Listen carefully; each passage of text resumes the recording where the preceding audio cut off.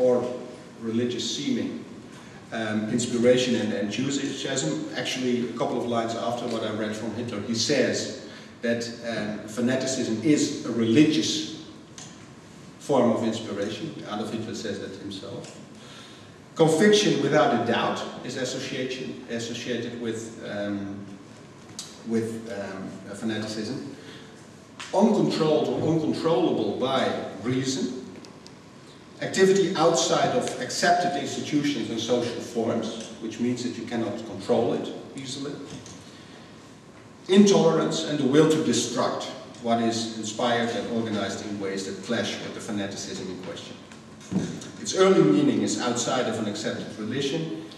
Its modern meaning is more outside of reason. And there often what is outside of reason is exactly religion, which is then seen as fanatic. So there's a big turnaround there in a way. Fanaticism is a term that is mostly used to describe others, but there are examples, and we've seen two in what has been said here and this afternoon, that show us that self-description as fanatical is a possibility too, of course. So my second point, fanaticism as what I call dehumanization. This will be the most controversial part, I'm sure. The true fanatic is not willing and may not be able to limit his or her action, I will say his, but I mean his or her, in light of the wishes, opinions, actions and rights of others. Justified by his special inspiration and enthusiasm and his privileged access to truth, he is not responsible to the good reasons that may exist to indeed constrain his fanatical goals and actions. He is in a way outside of the law. The fanatic is not able to take the insights and needs and interests of others seriously. Reaching own goals is more important to him than insights, needs and interests that stand in the way of such goals are. At the base of all of this, there is what I want to call a dehumanization of the fanatic and his other. The fanatic is less human than he could be and dehumanizes his others exactly because he steps outside of, goes beyond the laws of human relations, human connectedness. The fanatic treats neither himself nor his other as genuinely human. In light of what I have said so far, you may suspect that at the heart of this connectedness I'm talking about stands the human ability to reason together, to exchange reasons, to engage in dialogue about an issue that interests or divides us, in order to reach a certain conclusion that we somehow share and accept as something that can guide our actions. Yet, as important as the human capacity for reason and dialogue with others about situation is, I think that it is not what makes us human in a morally interesting way. We can reason or engage in dialogue, actually, about horrible ends. And reasoning itself does not obligate us to take into account the insights, needs and interests of others. This is a well-known critique of Enlightenment thought, that reason itself can be a cruel instrument that can be used to destroy people. There has to be something more basic that makes us human.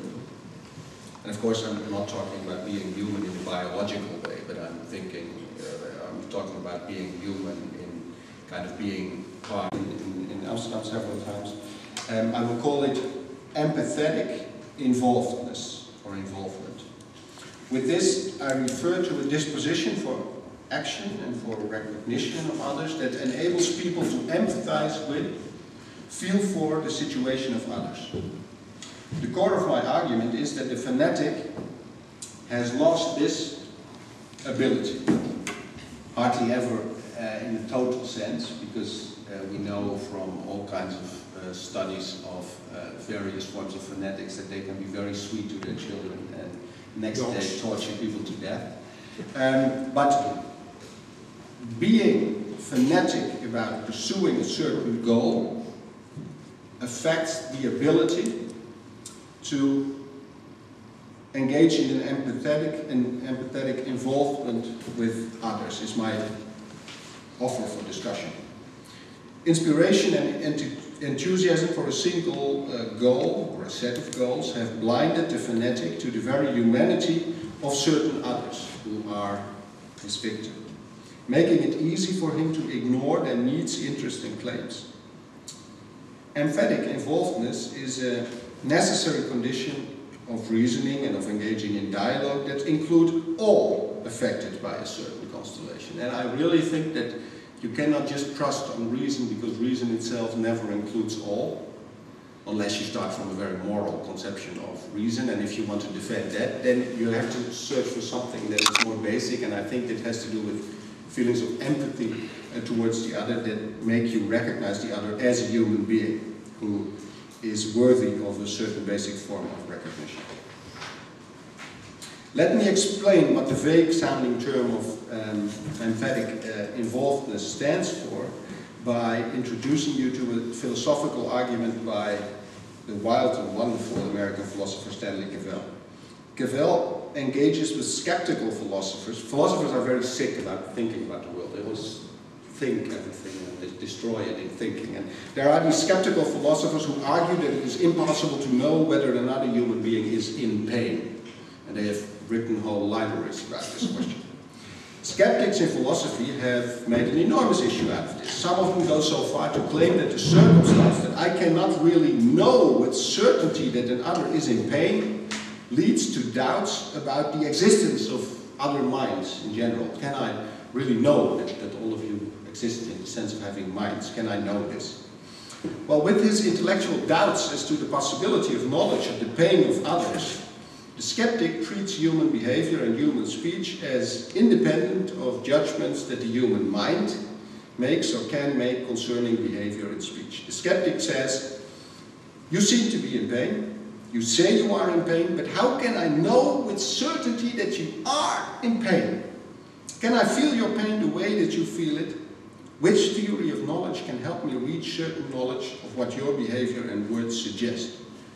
That you are really in pain. Stanley Cavell's answer is that there is no theory that can help us here, simply because certainty of knowledge, in this case, is not possible. I can never experience your pain. I cannot experience your pain. And the way that you are supposed to react to someone saying to you that they are in pain is not, I have no way of being certain that you are indeed in pain, but rather, okay, you are in pain. That is how you are supposed to react. Someone says to you, I am in pain, so what do you say? You are in pain. Maybe you're happy that he's in pain. Could well be. But you have to acknowledge that he is in pain. This is part of our normal processes of reasoning. Philosophers are very good at dissolving this all and asking these silly questions. And Cavell says that this is an illness of philosophy. He is in the Wittgensteinian tradition that thinks that the biggest task of philosophy is to rid itself of all these problems that philosophy has actually caused itself while the world was functioning as it always does.